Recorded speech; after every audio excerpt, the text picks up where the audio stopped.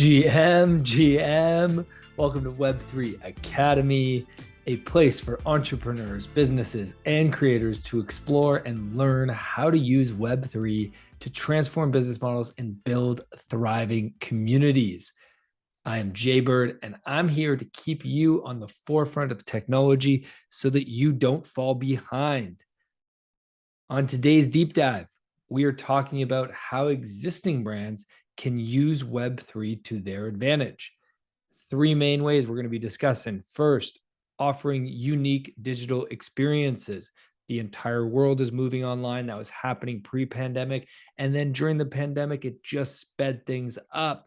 The world is online, and you need to be offering your customers unique digital experiences, and you can do that with Web3. We're going to talk about how that's happening in places like Decentraland and different metaverses.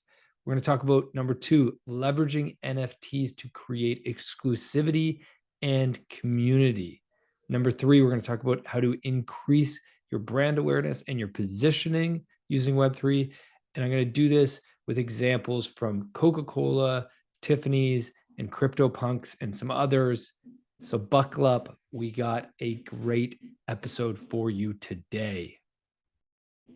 So the question on many business owners and leaders and entrepreneurs and creators' minds is how existing brands can use Web3 to their advantage.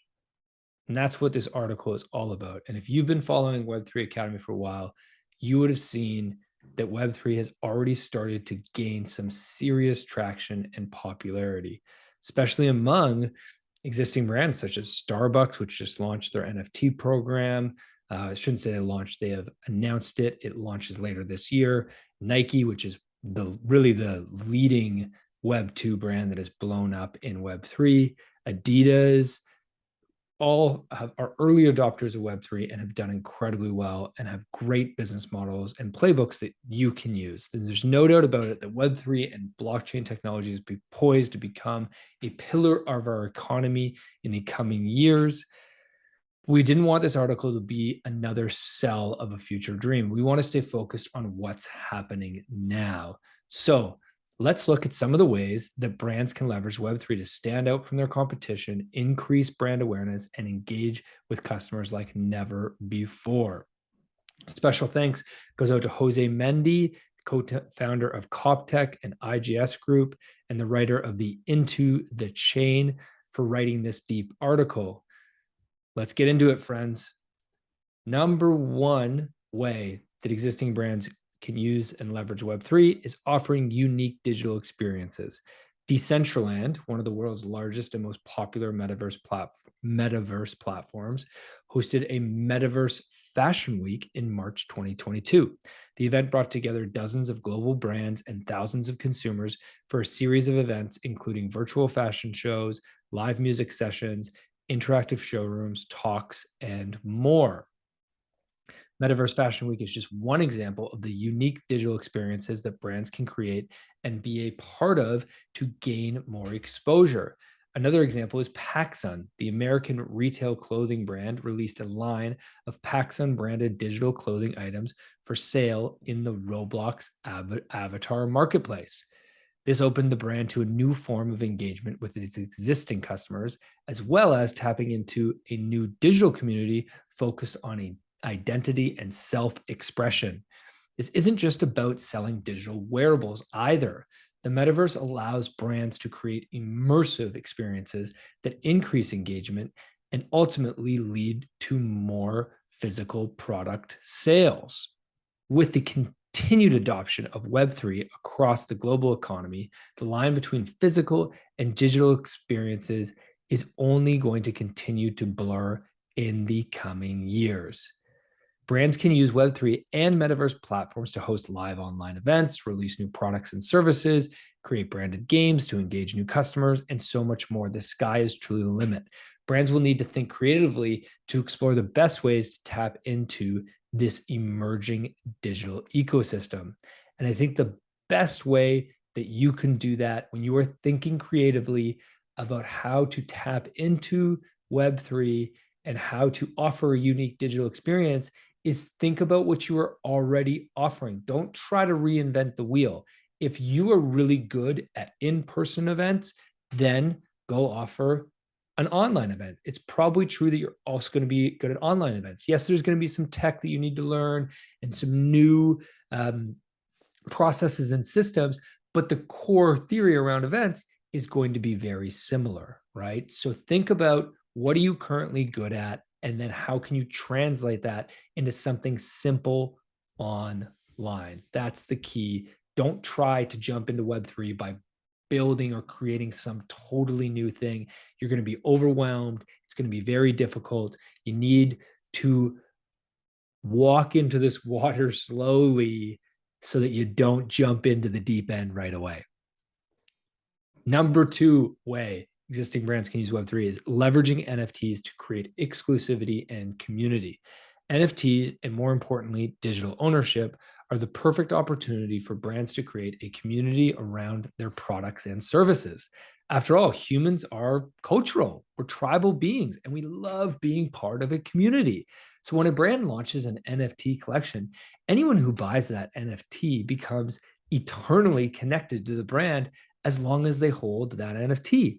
And since NFTs are programmable, in other words, they can change and offer new, unique experiences to consumers, they are not a static product. This aligns with a recent Harris report, which found that 72% of millennials prefer to spend money on experiences rather than on material things. Instead, NFTs can function more like a membership card that provides exclusive access to branded events, merchandise, special discounts, or even voting rights that determine the future developments of the brand. NFTs give consumers significantly more value over time than simply owning a product from a brand. They become an integral part of the ever-evolving brand story. This technology is a huge opportunity for brands to build a highly engaged community around their mission. And if a brand creates a limited number of NFTs for its collection and continues to provide value to NFT holders, the value and demand for those NFTs will continue to rise. And if we ever establish trustless royalties, a percentage of every secondary sale into NFTs as well, which we've discussed lots on the show, then brands will be able to create a new additional revenue stream. Now, if you want a deep dive on the truth about NFT royalties and what is going on there, go back a couple weeks in our show. We have a great deep dive all about that.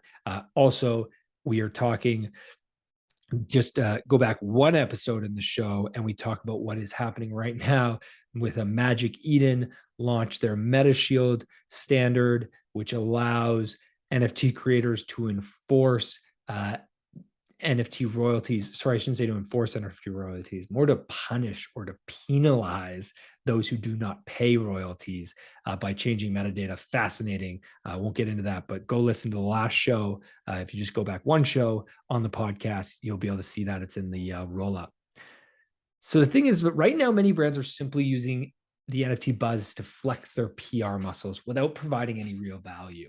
That's the switch we need to make. You need to focus on value and utility. So if a brand wants to succeed with NFTs, then it needs to be about the community first, not profit. The most exciting part of NFTs for consumers is they get to become active collaborators that can fuel the future vision of the brand. Some of the more notable brands that made a serious jump in NFTs this past year include Gucci, Louis Vuitton, and Coca-Cola.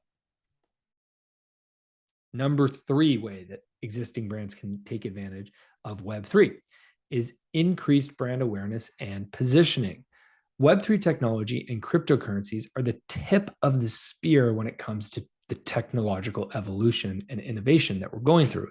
Young, tech-savvy consumers aren't looking to engage with out-of-date brands. They want to engage with forward-thinking brands that are evolving along with the rest of the world. A recent example of this is Tiffany's & Co. They recently made a move to create a $50,000, yeah, you heard that right, $50,000 diamond pendant specifically for CryptoPunk NFT holders. They only created 250 of these pendants, and it was an exclusive release. You could only buy one if you held an original CryptoPunk NFT, which is, as many of you know, one of the most popular NFT collections in the world. Tiffany's & Co.'s target audience has typically been women 35 to 50. But with this exclusive release, they're able to tap into a younger market and position themselves as early adopters in the emerging Web3 ecosystem. This crossover with Tiffany and CryptoPunks is just one example of how brands can gain exposure to new markets with Web3. The potential for unique partnerships and collaborations in this space is infinite. And I can't stress that enough. If you are an existing brand and you want to get into Web3, one of the best ways to do it is through partnerships and collaborations. There are lots of Web3 communities out there that have very engaged customers that you probably want to reach. Well, go collaborate with them. They can handle the Web3 side, and you can bring something unique, such as in this case, Tiffany is capable of making pendants. So they can make the pendants, and CryptoPunks, through a partnership, can help them reach the upper echelon, the wealthy in the crypto world. Web3 is poised to offer brands the same type of reach and monetization potential that social media did in the early 2010s. The difference is that today, Web3's true value will come from immersive, community-driven experiences that offer true ownership and engagement like we've never seen before. All right, wrapping up. The full scope of how brands can leverage Web3, cryptocurrencies, and blockchain technology, it remains to be seen. And it's honestly, I couldn't even begin to wrap my mind around it. You're talking about the beginning of the internet. It's going to disrupt so many industries. But it's clear that even now, there are tons of new opportunities to grow your brand, connect with your community, and create new revenue streams. If you're a brand, big or small, looking to enter the metaverse or Web3 or blockchain, however you want to categorize it, here's what you need to know.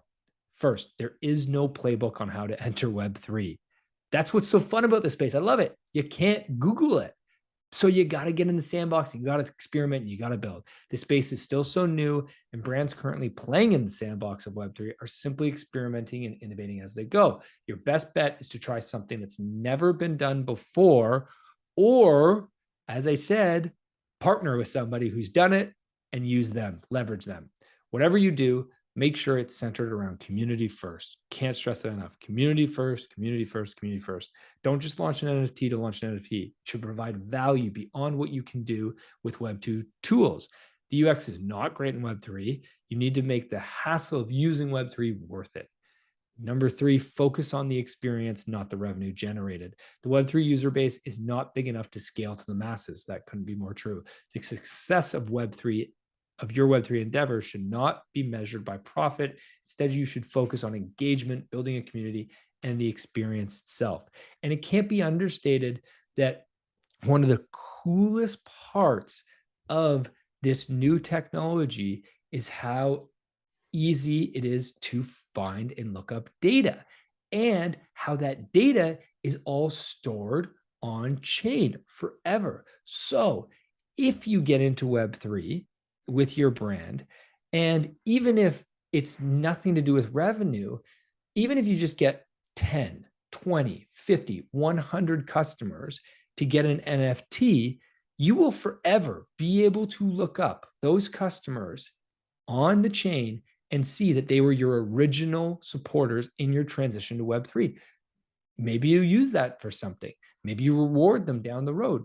Maybe they reward you down the road because they feel connected to being your first. There is just so much potential in playing in this sandbox. Web3 technology and metaverse partnerships can create innovative and exciting experiences for both content creators and consumers alike. Marketing professionals and brands need to pay close attention to this space if they want to compete in the years to come. This is just the beginning, but boy, things are heating up fast. Mama's cooking in the kitchen and we are eating chicken tonight. Web3 is here to stay and it's going to be great. So get in the sandbox, friends. Thanks for listening. Hope to see you around. Hope to see you in Discord. Hope to see you on Twitter. If you're thinking about getting into Web3 and you're a brand and you need advice, you need help doing it, reach out to me. We are talking to tons of brands constantly right now. Honestly, not even necessarily looking to charge you money, just looking to learn. Happy to give you a free discovery or consulting call on my views and what I'm seeing in the space. Have a great week, everybody. Keep smiling. You're all beautiful. I love you. Thank you for listening to Web3 Academy. We hope this helps you along your Web3 journey. And if it does, please share this episode and subscribe so you don't miss the next one. Nothing in this podcast was financial advice.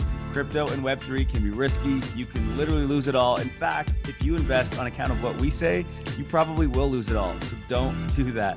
In all honesty, the point of this podcast is to remove the noise of markets and price and focus on utility and implementation anyway.